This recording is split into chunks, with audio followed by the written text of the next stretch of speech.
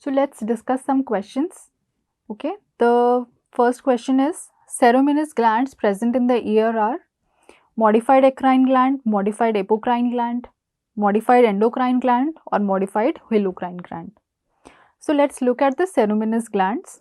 Okay, so ceruminous glands are modified sweat glands.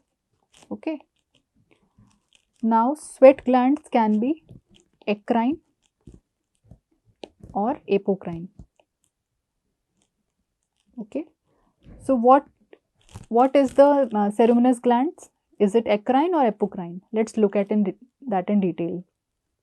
Okay, so eccrine glands are the typical glands. Okay, eccrine glands are the typical gland and apocrine glands are the atypical glands. Okay, sweat glands can be divided into two, eccrine and apocrine. Eccrine are the typical glands and apocrine are the atypical or modified glands. Okay, then the eccrine glands, they open on the skin surface. Okay, they open on the skin surface and are present all over the body, right? And they are supplied by the cholinergic fibers. Okay, but the apocrine glands are atypical glands, right? So they open in a follicle, hair follicle, and they are present over the external auditory canal, right, on the areola or in the pubis region. Okay, these are supplied by the adrenergic fibers. Adrenergic fibers. So you can remember it as that apocrine is atypical. They open in the hair follicle. They are in the auditory canal, areola, and have adrenergic fibers. Okay.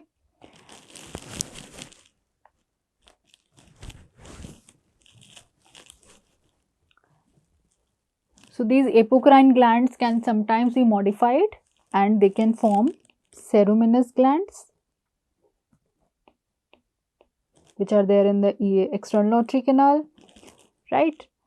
Then in the eyelids, known as the ciliary gland, right? Then in the mammary gland. Okay, the mammary gland is also a modified apocrine gland. Okay, so you can see here that the ceruminous glands is a modified apocrine gland. Now what is wax? As you can see here, the cerumen, which is a secretion of the ceruminous gland, is not wax. Okay, cerumen is not wax. Cerumen is just a part of wax. So what is wax? Wax is formed of cerumen plus the sebum. Okay, so there are sebaceous glands as well which form sebum. So cerumen plus sebum plus the dead epithelial cells. There are dead epithelial cells, the hair and the dust particles or the bacteria, right? So all these things, they form the wax, right? So to do our question, ceruminous glands present in the ear are modified apocrine glands. Okay. Let's come to the next question. Which of the following is not a typical feature of the malignant otitis externa? It is caused by Pseudomonas aeruginosa. Yes, this is a typical feature. Patients are usually old. This is a typical feature. Mitotic figures are high. Patient is immunocompromised. So the patient is immunocompromised, yes, but the mitotic figures are not high. So what is malignant otitis externa? So in malignant otitis externa is a basically misnomer. So what happens is there is otitis externa, but it is rapidly spreading. Okay, it is an infection by the Pseudomonas aeruginosa which occurs in elderly, immunocompromised patients like diabetes mellitus or renal transplant patients or HIV patients, right? It occurs in those patients because of ear picking. If you do a trauma in the ear, it can cause infection and then lead to malignant otitis externa. The typical feature in malignant otitis externa is granulation tissue which is present at the junction of the cartilaginous and the bony external auditory canal. Right? There is extensive severe pain. There can be facial nerve or there can be other skull base involvement and palsies of 9th, 10th, 11th, 12th nerves. Right? So this is called as malignant otitis externa because it behaves like a malignancy. It is rapidly spreading, right? But it is not a malignancy. The mitotic figures are normal, right? It can spread to skull base and surrounding areas because of the fissures which are present in the external auditory canal, right? The fissures of Santorini, which are present in the anterior part, the cartilaginous part, and the foramen of Hashka, which is present in the bony part of the external auditory canal, right? So the skull base can be involved and then can lead to various nerve palsies, okay?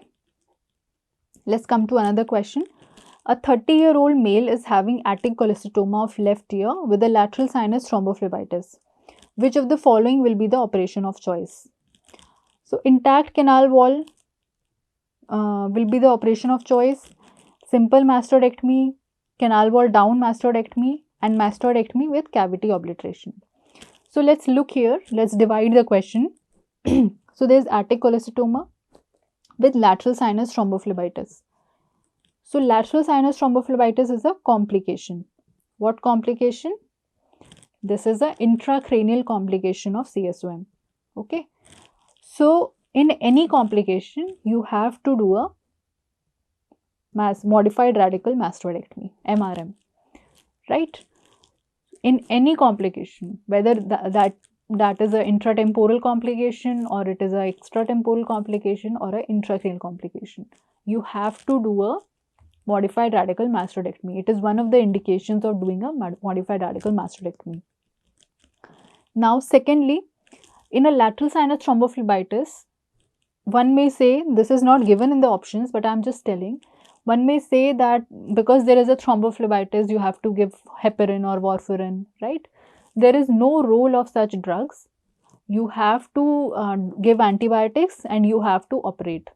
Lateral sinus thrombophlebitis is a surgical complication, right? It is a surgical complication. You have to treat it with surgery.